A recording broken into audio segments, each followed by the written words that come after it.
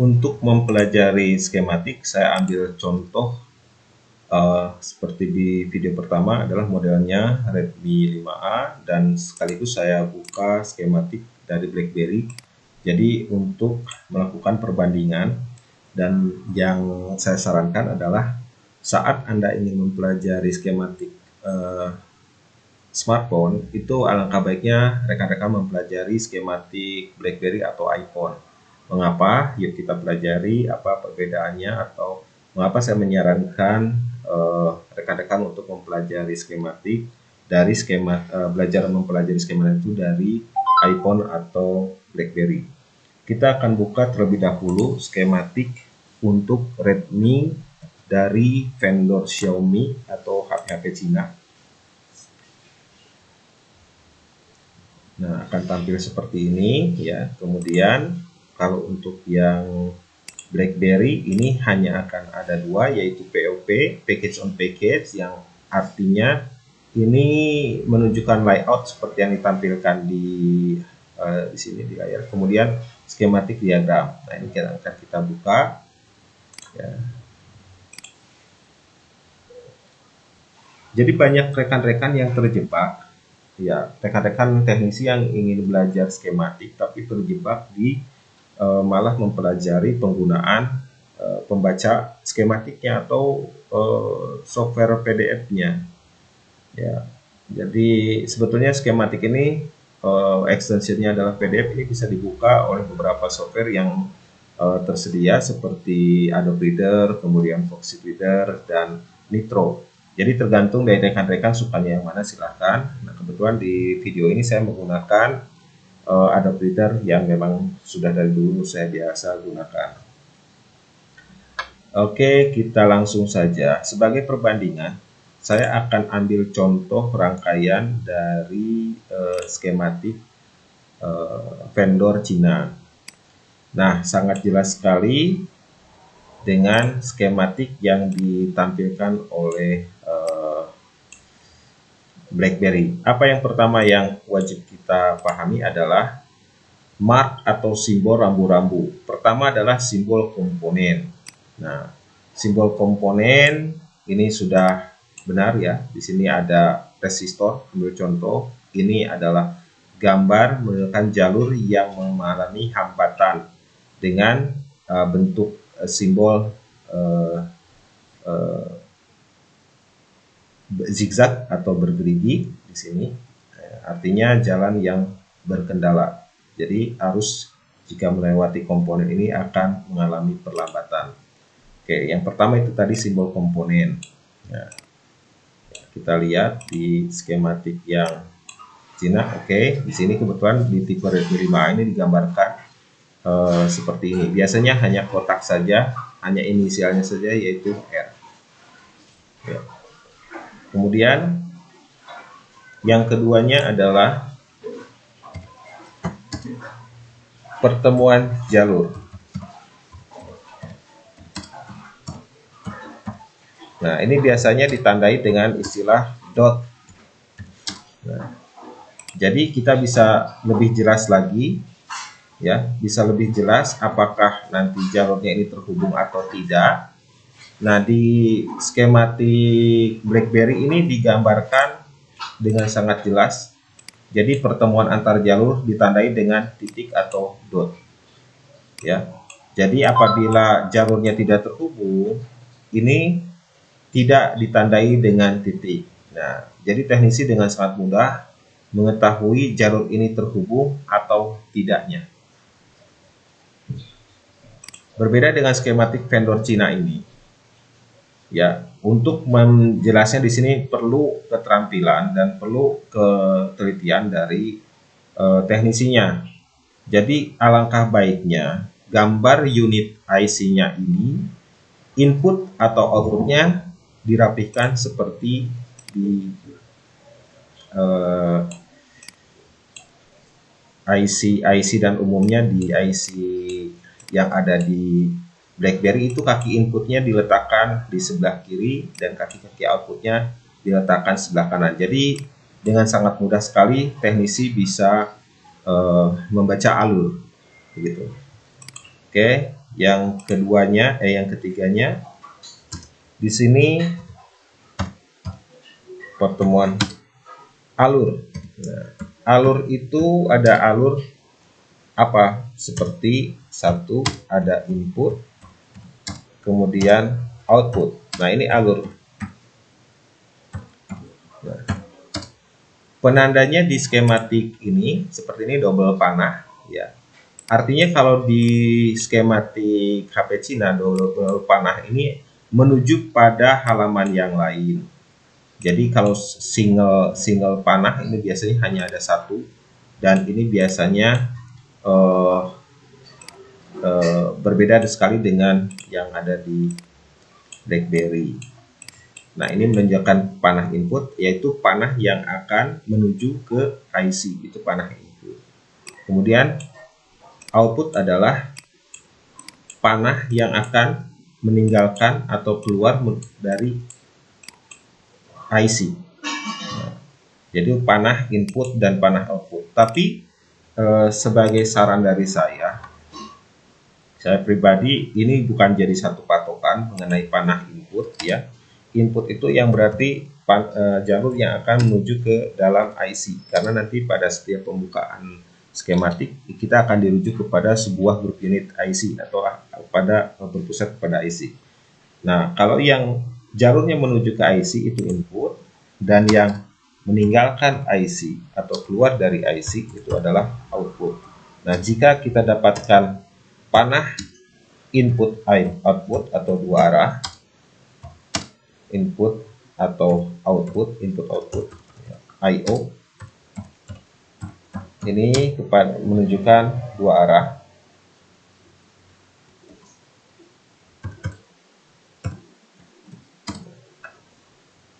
Akan menunjukkan alur. Nah, kalau yang di sini input output itu ditandai dengan contohnya adalah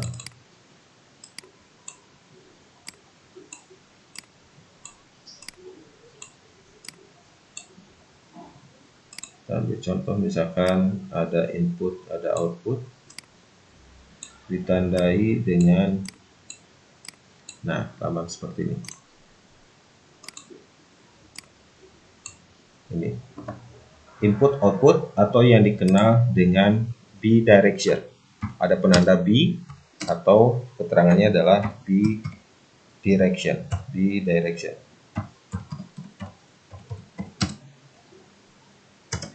Kemudian perlu kita ketahui juga simbol tambahan ya untuk input output ini. Misalkan ada panah 2 di sini. Nah, untuk di BlackBerry ada yang seperti ini.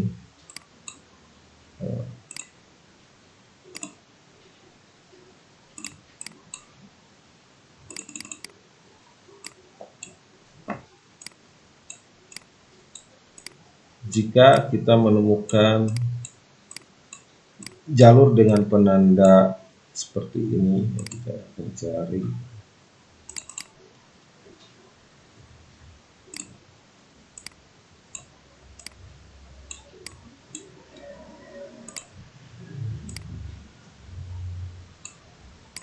Nah, contohnya seperti ini. Ini berarti kita mencarinya di jalur atau di halaman yang sama. Ini berada, jadi jalur yang kita cari ini berada di halaman yang sama. Jadi sebagai contoh, saya akan mencari optik jogball SDI. Nah, ini kita akan tracking pakai open corridor search. Kemudian kita pastekan di sini, kemudian kita search. Ini akan kita temukan di halaman yang sama, misalkan di halaman 8, dan kita temukan juga di halaman yang 8, di halaman yang sama.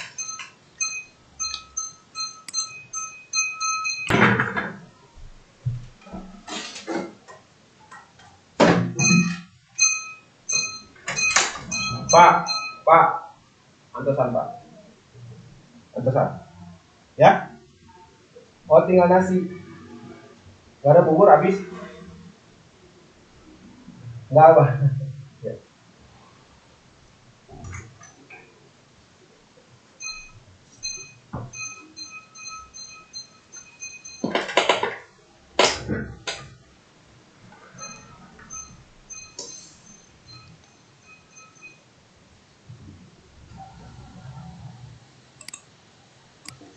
Jadi ada penanda seperti ini itu menunjukkan bahwa jalur yang kita cari berada pada halaman yang sama ya. Nah, ini ada penambahan saja ya. Misalkan alurnya seperti itu. Nah, berarti ini di halaman yang sama. Nah, sedangkan panah besar itu tujuannya adalah di halaman berikutnya atau halaman sebelumnya. Nah, ini enaknya seperti itu. Oke, kita coba lagi. Apa komponen sudah, nilai hubungan antar komponen, seri paralelnya ya. Kemudian ya, kita bahas dari halaman pertama saja. Jadi nanti kita cari simbol yang kira-kira tidak dipahami. Oke, ini kita perkecil. Nah, ini namanya diagram struktur. Jadi diagram struktur ini melambangkan satu buah logic board atau mainboard, di mana kita bisa memanfaatkan diagram struktur ini untuk mengetahui nama-nama jalur atau jalur komunikasi tiap grup unit. Misalkan kita ingin mengetahui IMMC.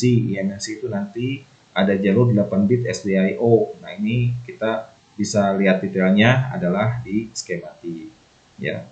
Jadi di diagram struktur ini menggambarkan tentang logic board atau mainboard ya, satu mesin utuh.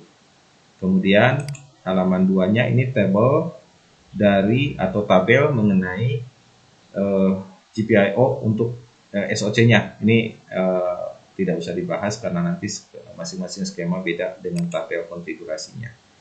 Kemudian di sini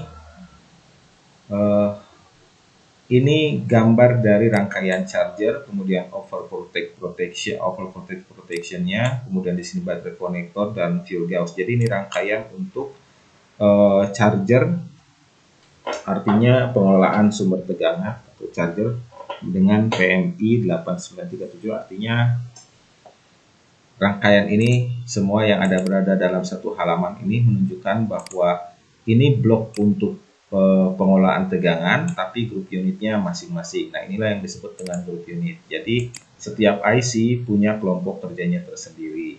Di sini ditandai dengan misalkan IC-nya mempunyai kode U0501, maka komponen-komponen yang bekerja untuk IC ini mempunyai kode-kode yang mendekati kode unitnya. Misalkan resistornya 0507, 05-nya menunjukkan kelompok kerjanya, sedangkan 07 adalah keanggotaannya atau urutan komponen yang digunakan. Contohnya di sini C0505. 05-nya menunjukkan kelompok kerja U05-nya, dan 05 itu akhir dari di sini adalah menunjukkan tentang urutan komponen di grup unit tersebut. Ya. Nah, jika kita perhatikan di BlackBerry, saya compare dengan BlackBerry, enaknya di BlackBerry kenapa? Kalau kita ngambil komponen misalkan unit di sini R84, R8, S8, ya, kelompok kerjanya R, ini akan ada di halaman 8. Nah, kalau misalkan kita buka halaman 9, maka komponen-komponennya ini kelompok unit kerjanya dengan sesuaikan dengan U-nya. Jadi itulah skematik BlackBerry di sini sangat luar biasa sekali, sangat unik sekali, dan betul-betul memenuhi persyaratan di elektronikanya. Kemudian kalau kita temukan di sini, ya, ini NC, ya, NC itu artinya tidak terhubung, ya. Di sana ada NC, not connect artinya. Nah, ini biasanya ditandai dengan tanda jalur kemudian silang. Nah, itu kalau di skematik BlackBerry seperti ini. Ya. Nah, di skematik BlackBerry untuk jalur yang mempunyai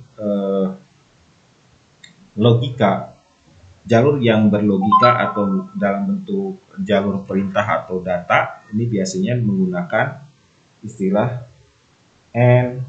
Ya. Ini ditandai dengan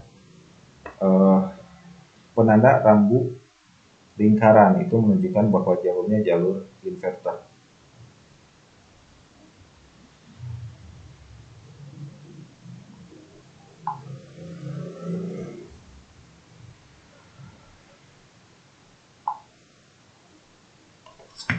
Ya, ini untuk NC, kemudian ini penandanya, ini jalur inverter atau logika inverter. Jika jalurnya ditandai dengan 0. Nah, justru jalur ini saat tidak tegangan dia sedang bekerja, dan jika ada tegangan dia sedang tidak bekerja, ditandai dengan adanya resistor pull up di sini. Ya. Jadi kita cari lagi perbedaannya. Jadi sebetulnya kalau untuk mempelajari skematik itu yang paling terpenting adalah pelajari dulu komponen, kemudian posisi komponen, kemudian kombinasi komponen. Nah, seperti ini kombinasi komponen, ya artinya resistor dipasangkan seperti ini terjadi pembagian arus. Nah, ini rangkaiannya disebut rangkaian divider. Jadi berapapun tegangan di sini di jalur ini akan dibagi dua. Nah, itu sangat penting sekali buat rekan-rekan yang ingin mempelajari skematik. Jadi modal dasarnya adalah kenali komponen, ketahui komponen, penentuan fungsi komponennya berdasarkan posisi. Berikutnya, ya, apalagi yang akan menjadi, nah ini artinya I/O bisa bolak-balik. Kalau ini hanya satu arah, ya seperti ini I/O bolak-balik. Nah, biasanya kalau yang mempunyai jalur tegangan itu garis tebal, ya. Jalur tegangan garis tebal itu ada di BlackBerry, ada di iPhone. Oke, apalagi coba, ya. Ini baru halaman 3, ada tanda-tanda yang lain. Oke, tidak ada. Halaman 4, ini menunjukkan apa? Nah, sebetulnya setelah kita mengetahui rambu-rambu seperti tadi, tugas kita sebetulnya adalah bagaimana cara tracking, ya. Nah, itu ya, tracking, ya, tracking jalurnya. Jadi saran dari saya, jika rekan-rekan mau mencari jalur, caranya adalah seperti ini. Misalkan saya ingin mengetahui jalur PPH power kemana saja, seperti ini. Kita blok, klik kanan, copy, ini gigi rodanya kita klik, kemudian open for reader search. Kita pastekan di sini, ya. Kemudian kita search, biarkan software yang akan mencari tentang semua kata atau objek yang akan kita cari, yaitu misalkan PPH power ini, biar software yang akan mencari. Nah, di sini ada 21 titik, ya, 21 titik. Nah, kita tinggal mencari. Nah, ini tanpa harus meninggalkan halaman, kita tinggal klik, ya. Kita bisa mengetahui ini halaman 3, dan pun di sini biasanya ditampilkan halaman 3 seperti ini, ya. Jadi kita tidak akan kehilangan lokasi sudah sampai mana kita tracking, ya. Beda dengan kalau kita next. Kalau kita next pindah-pindah gambar, tapi kita nggak tahu sudah sampai di mana kita proses trackingnya. Jadi itu saja sebetulnya, ya. Di pemanfaatan skema ini sebetulnya kita lebih mengacu kepada tracking. Biasakan trackingnya adalah menggunakan, ya, ini open for reader search, ya. Saya ulangi lagi, ya. Cara pencariannya adalah dengan menggunakan open for reader search. Misalkan kita ingin mencari jalur PMIC intro, kita blok terlebih dahulu, klik kanan, copy, kemudian kita pakai gigi roda, pilih open for reader search, kemudian kita pastekan di sini, kemudian kita search. Kita dapatkan beberapa lokasi untuk kata yang sama. Kita konsentrasi kepada kata yang sama. Selain biru ini sedang ditunjukkan halaman 9, cocok ya, halaman 9. Kemudian ini selanjutnya kita klik. Nah, seperti ini berarti ini yang sedang ditunjukkan, yang warna biru, ya. Oke, seperti itu. Jadi untuk penanda-penanda khusus lainnya itu kita tinggal mempelajari cara penggunaan software Adobe Reader-nya gitu. Ya. Saya sarankan untuk rekan-rekan lihat video saya sebelumnya mengenai cara membaca skematik. Yang terpenting adalah Anda kenali komponen elektronika berdasarkan posisi dan fungsinya. Nah, di skematik BlackBerry ini jauh lebih jelas ya mengenai replik kode komponen, tata letaknya dan lain sebagainya. Ini akan lebih jelas di skematik BlackBerry. Kita belajar dari skematik BlackBerry, kemudian kita bisa terapkan di skematik lainnya. Oke, saya close dulu agar tidak jenuh dan tidak terlalu panjang. Kita ikuti video berikutnya. Insya Allah video yang berikutnya adalah bagaimana melacak atau cara tracking per blok.